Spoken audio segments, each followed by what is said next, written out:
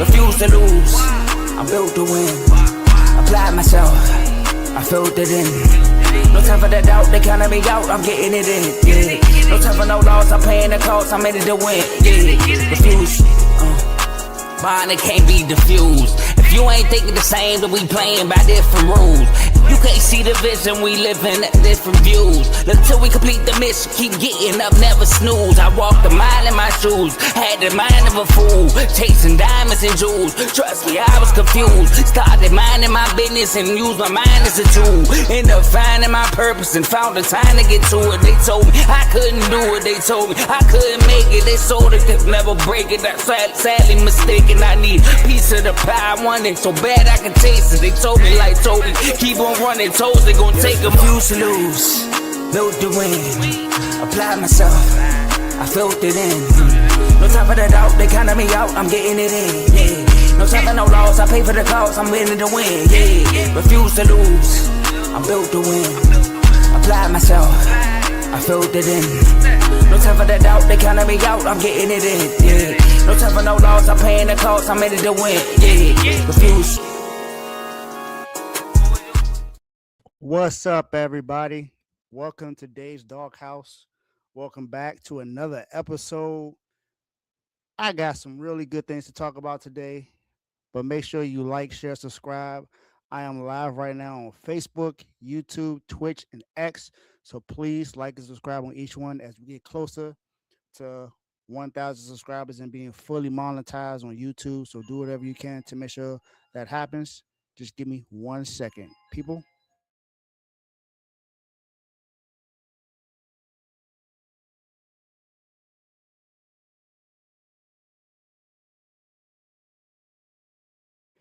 And let's get it.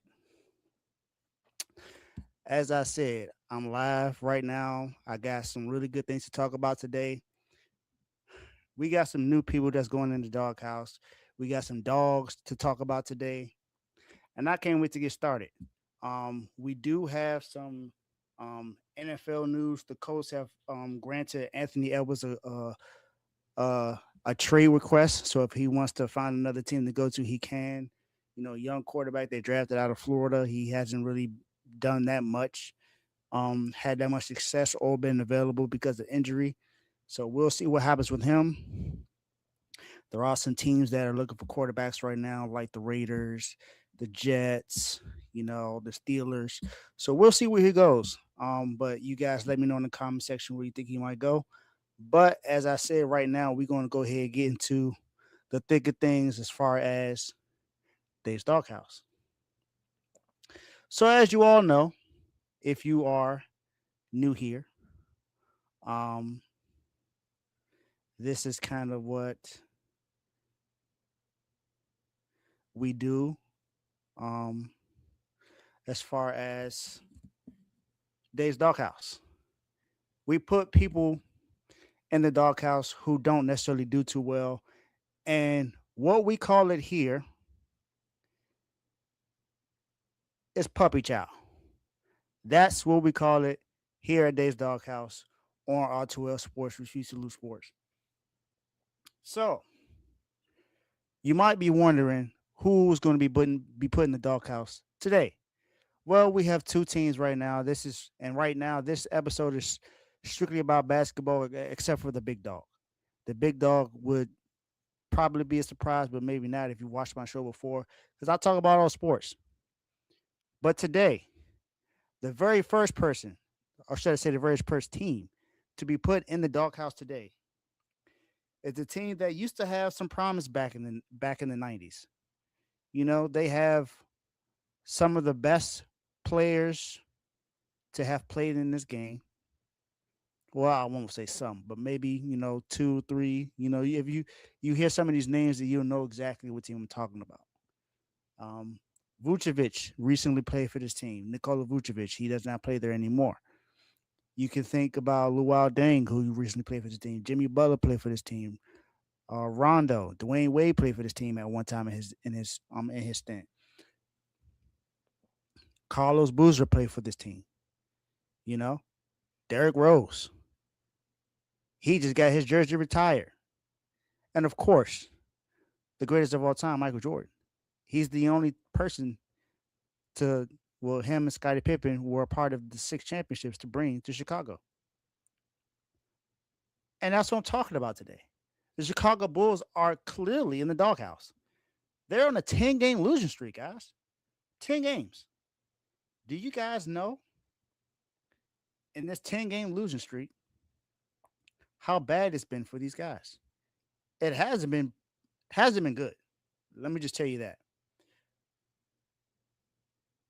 They had a recent loss on the 24th to the Charlotte Hornets of 131 to 99. That's one of the harshest stretches of this season. They haven't won a game in the month of February. The month is almost over. I know that they had the All-Star break within this time, but they haven't won a game at all. There's 2 days left. 2 days left in this month. They have not won a game yet. So let's see if that changes. I don't know. But this is the fourth longest losing streak in Chicago Bulls history. They had a 105-99 loss to the New York Knicks, along with the recent blowout, of course, to Charlotte Hornets. But they did snap an earlier 7-game skid in December, so who knows? They may have a win coming up soon. We don't know. But right now, they're not winning. They're not winning at all right now. And their longest losing streak was 16 back in 2000, 2001. So are they going to break that, or are they going to make sure it doesn't happen? We'll see. We'll see. They thought that they had a lot of promise this year because they were 5-0 for the first time since the Jordan era, this early this season. But we see that means absolutely nothing right now. It's definitely put them in draft lottery position. So maybe that's something that they could be looking forward to because they have rarely been in position to have a draft lottery pick and at any time since Jordan left pretty much. Since they got Derrick Rose, technically. So, we'll see what happens with that. And then they've had a 43-point loss to the Miami Heat on February 1st. I'm a Miami Heat fan, but I'm going to tell you this right now. Miami Heat are not a team that's going to be putting up 130 points a game. It looked like that early in the season, but we all know Miami Heat comes to form, and they pretty much slow it down. So that's what happened with them. They also lost to the Milwaukee Bucks, another double-digit blowout. Lost to the Toronto Raptors, another double-digit blowout. Lost by 9 to the Raptors, then lost by 16 to the Detroit Pistons on the 22nd. So they're not winning a lot of games right now. The last win was January 31st against my Miami Heat. So right before the month started is when they got their last win, and that was their only win against the Miami Heat this season. They are 3-1, 1-3 against the Miami Heat this season. 1-3. They almost got swept. They're just not winning many games. So Chicago Bulls right now, this is where you belong until you find a way to get a winning streak or something like that. You know where you at. My guy, you in the doghouse. And I know this next one might be of some kind of surprise to some people because it hasn't really been that bad. I'm looking at it from a different perspective.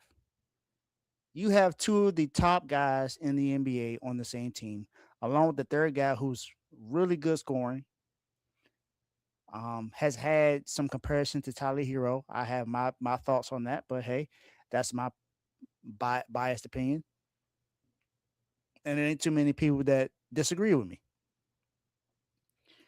But it's the Los Angeles Lakers. They've had some recent struggles as well. Now, they haven't had like a tremendous losing streak, but compared to what they should be doing, it just doesn't make sense. They've lost multiple games recently, including a heavy loss where they almost lost by 30 to the Chicago Bulls. They lost 111 to 89 to Boston. The same night, they gave Pat Riley a statue. And he said, he basically was talking trash about Boston during that time. And then next, Boston comes in there and blow them out. It's not good. And then in the tight loss to the Orlando Magic, they lost 110 and 109. They lost by a point, so not too bad. But if you look at how the game was played, they easily should have won that game. At the end of the game, Luka had the ball. He probably had a chance to take a shot, but no, he passed to LeBron James, and LeBron James bricked it. So it doesn't look good. I mean, second half collapses and lapses in defense. It just seems like a reoccurring thing. This just continues to happen, and then he missed one game earlier this month, which may have factored into that. LeBron James missed one game, but I mean, okay. But the net rating for the Lakers when Luka, LeBron, and all three on the floor is not good. It's negative. It's not translating to consistent success with those three guys on the floor. And I know Brian Windhurst has talked about it. A lot of guys have talked about it, but it's just true. It's not looking good for this team at the moment. So that's kind of what's going on right now. There's ongoing trade and roster building talk. I mean, they did just hire Tony Bennett as a draft advisor from he was with the Virginia Cavaliers. So that's something that may look good for them right now, but that's just that. So it's just offensive inconsistency and decision making that needs to get better for the Lakers. Too many defensive lapses. I mean, rotational depth and bench production issues. It's just a lot that needs to get better with the Lakers. So, you know, like I said, they've lost the last two games against Orlando and Boston. They did win against the Clippers and did win against the Dallas Mavericks, but the Dallas Mavericks are, of course, one of the worst teams in the NBA, so you should win that game. And it's just a mix of wins and losses. It's just it's not consistent enough. So they need to show more consistency. So until you show more consistency, Lakers, this is where you're going to be. And yes, you're in a one of the top 6 seeds in the West, but you seem to look like you're going down to possibly be in the play-in. So Lakers, get better. My guy, you in the doghouse. And that's it for the puppy child. Now it's time to talk about the dogs of the week. My very first dog of the week is a guy I recently just learned about not too long ago. If you pay attention to CTC Cards and Calls, he's talked about this guy before. He plays for Arkansas. He's a really good young freshman that plays for John Calipari. You know, I've had my comments about John Calipari, so you know he may be one of the most overrated coaches in college basketball. He's had a lot of success. Don't get me wrong, as far as getting freshmen to play well and then getting deep into the March Madness and stuff like that. But he only has one championship to speak for himself. And he's been a college coach for a very long time. I mean, he was the coach for Derrick Rose when he was with Memphis. So that should tell you something. And the one championship he got was with Kentucky when he had Anthony Davis. Other than that, he doesn't have a championship to speak for anything. So you got that. This young kid, Darius Acuff, plays for Arkansas. He had a game where he exploded for 49 points, 5 rebounds, and 5 assists. He is consistently scoring over 20 points a game this season. He is one of the elite players in the SEC, one of the elite freshmen right now, and he's in the National Player of the Year conversation, as he should be. He definitely deserves to be. He has been balling out of his mind as of late. He's a dual strength as a scorer and a facilitator, making him one of the best freshman guards in the country. He's top 5 in scoring, top 2 in assists among freshmen nationally this season. He's on the National Player of the Year watch list. So, like I said, he's there. I know his coach just definitely complained about him not being there, but I mean, I guess he ain't paying attention because he's definitely he's in the conversation. He's just really good. He plays very well. He has a very fluid game. Good from 3, good from the mid range. He can drive the ball. He can pass. Doesn't matter what you need him to do on offense. He's going to play, and he's going to play deep into the game, no matter what the stakes are. He the coach literally just said, "Let me tell him to say he's not gonna play in Florida." He's gonna say hi. He gonna laugh at it. He's like, "No, I'm going out there to play." We can't say that for some players, and I don't need to name who I'm talking about because everyone knows who that would be. There's only one player in college basketball who has that question about him, so you don't need me to say the name. But he ain't one of those guys. He's going to go out there and play and do whatever it can to make an impact for his team. Shout out to you and welcome to being here for the first time as a dog.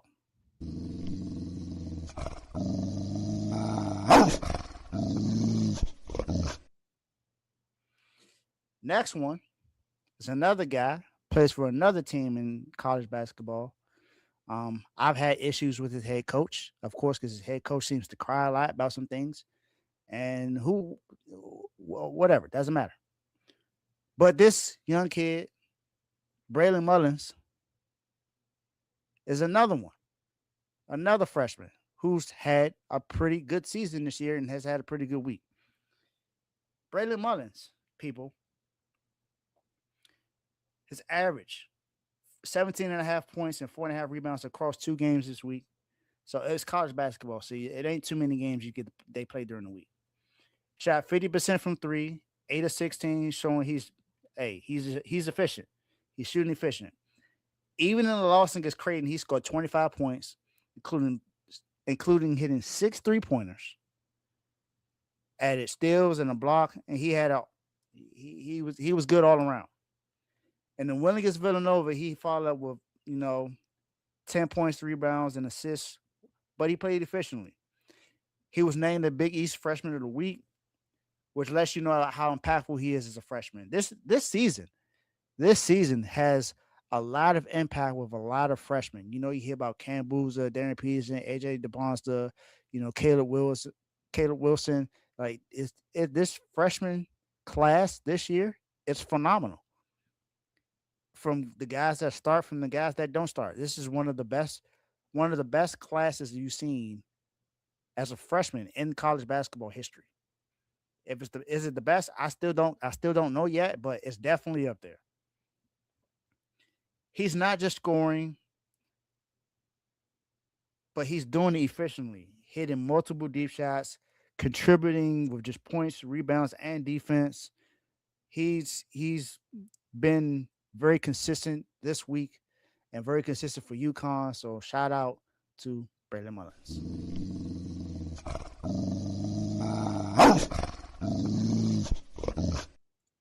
And then I gotta talk about one of the best things I've seen this year from a team that not a lot of people had to be in this position this season. And I mean, their best player, they call him the alien. He's, to me, should have won Defensive Player of the Year last year. I think he's going to be in position to win it this year. They are the second best team in the Western Conference right now, record-wise.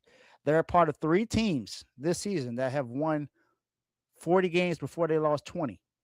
And that is the Phil Jackson rule that, hey, you win 20. If you win 40 games before you lose 20, you're an elite team. Only the Detroit Pistons, the Oklahoma City Thunder, and the San Antonio Spurs are part of that group.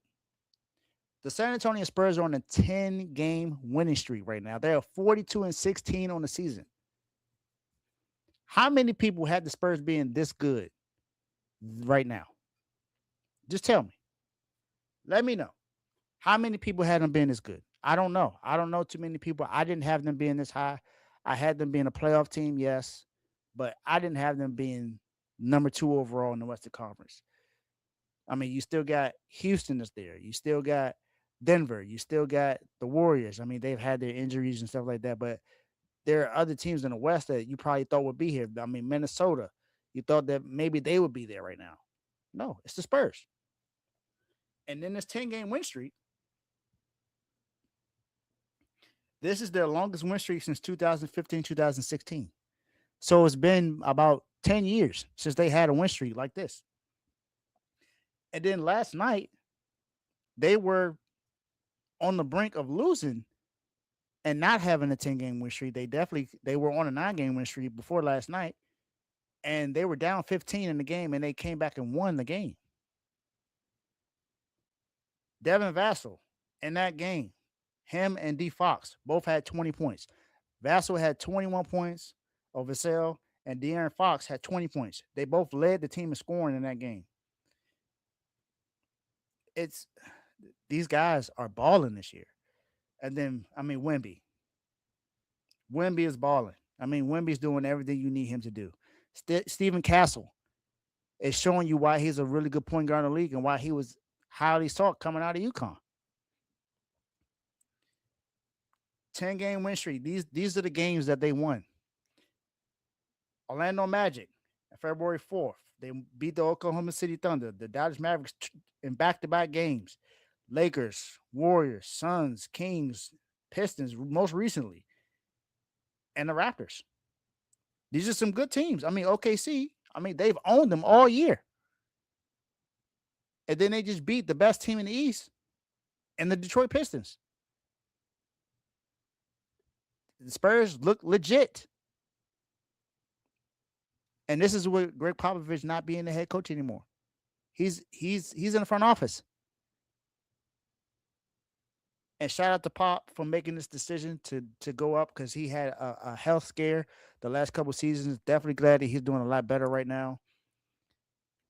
And just look at what his team is doing for him. The Spurs are playing phenomenal basketball right now. They've had key contributors, like I said, Devin Vassell, De'Aaron Fox, Wemby, Dylan Harper. He came off the bench in that game and put 15-7 on the board for them.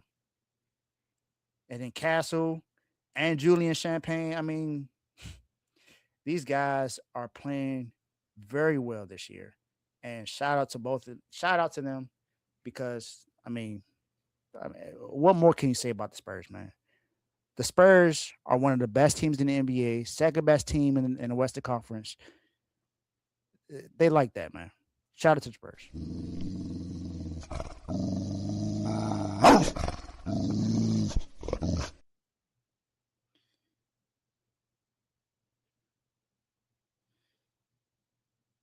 Next, before I get to the very last big dog, this young guy has been on here before. I've talked about him multiple times before. He's one of the best young guards in the league. Plays for a team that was in the Eastern Conference Finals some years ago. Has a guy on the team who was a former MVP. Another guy who was a, former star, former superstar, whatever you want to consider it, when he was with Indiana. Played with OKC. He's with the Clippers recently. And now he's in Philly. And even with the injuries and all the stuff that's going on, this guy still continues to shine. Had a younger guard that was with him before, and he got traded to the Oklahoma City Thunder and Jared McCain. But let's look. I'm talking about Tyrese Maxey, y'all. Tyrese Maxey had a recent game where he put 39 points and added 8 assists in a game where they won 135-108 to help them snap a losing skid. He knocked down big shots, controlled the game as the primary playmaker, and then in another victory against the Pacers, had put 32 points, 9 rebounds, 8 assists, shot efficient, led the team in the offense. Even in the recent loss, he was filling the stat sheet, showing he's consistently productive. Whether they win or lose, Tyrese Maxey is going to show up in every single game.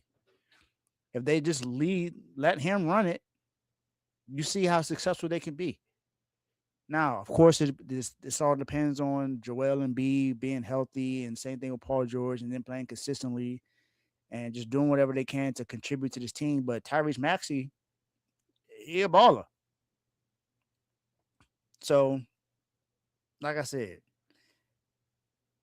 Maxey is able to set the tone and handle the ball while, Embiid is, coming back from injury, still recovering.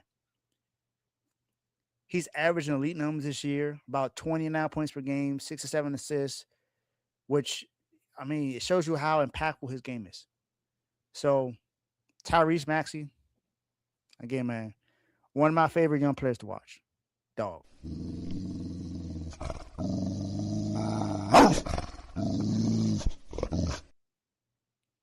All right, and last but not least, we're going to talk about the big dog. The big dog in all sports for me this week. You can combine it from the last 2 weeks, but it's really just two teams. Two teams in a totally different sport. I know y'all been watching the Winter Olympics has been going on, but I don't know if there's been much coverage of this that I haven't really seen much of. Yes, I know there was a little segments here and there talking about it, but I got to talk about it too. Something that we haven't seen in a very long time. The USA men and women have won gold in hockey. The USA men and women have won gold in hockey.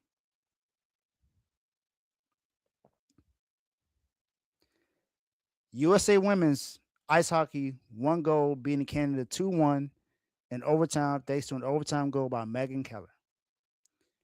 And then the men's national team also beat Canada 2-1 in overtime with Jack Hughes scoring the game-winning goal. That was the first Olympic gold for the U.S. since 1980. It's been 46 years since the U.S. men's has won gold in the Olympics. It was the famous Miracle on Ice. Connor Hellebuck was stellar. He made 41 saves in that game, which made the tournament unbeaten. And it was record viewership with over 20 million people watching this game on NBC. The women finished the tournament undefeated, 7-0, and outscored opponents 33-2. 33-2. Do y'all understand how dominating that is? 33-2? That is crazy. Hillary Knight scored the late regulation game to force OT and became the all-time U.S. Olympic hockey scorer with 15 goals and 33 points. All-time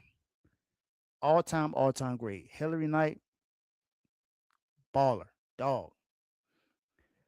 This was the third Olympic hockey goal in program history for the U.S. women. So this is a rare double goal in hockey. It's one of the most memorable moments from the 2026 Winter Olympics.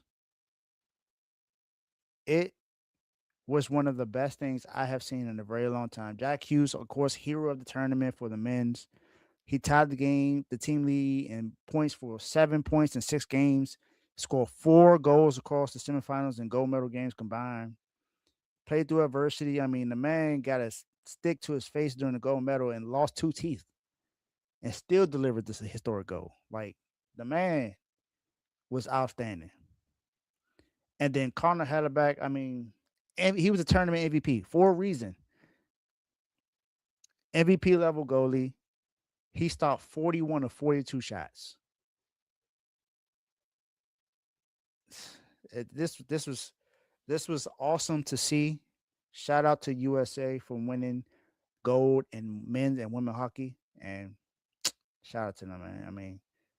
Let's got to give it up to them. Dogs, big dogs.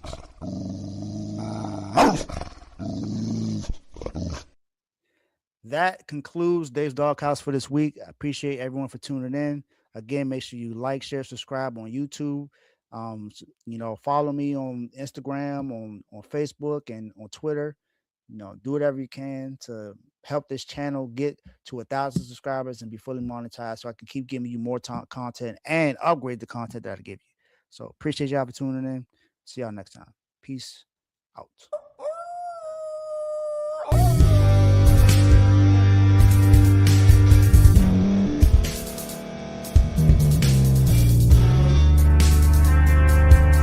Thank you for staying to the end. If you're watching this on YouTube, please like this video, subscribe, and also hit that notification button so you can be notified next time we put out a video. If you're listening on any podcast platform, subscribe and hit that notification button, y'all, so you can be notified we put out another podcast audio.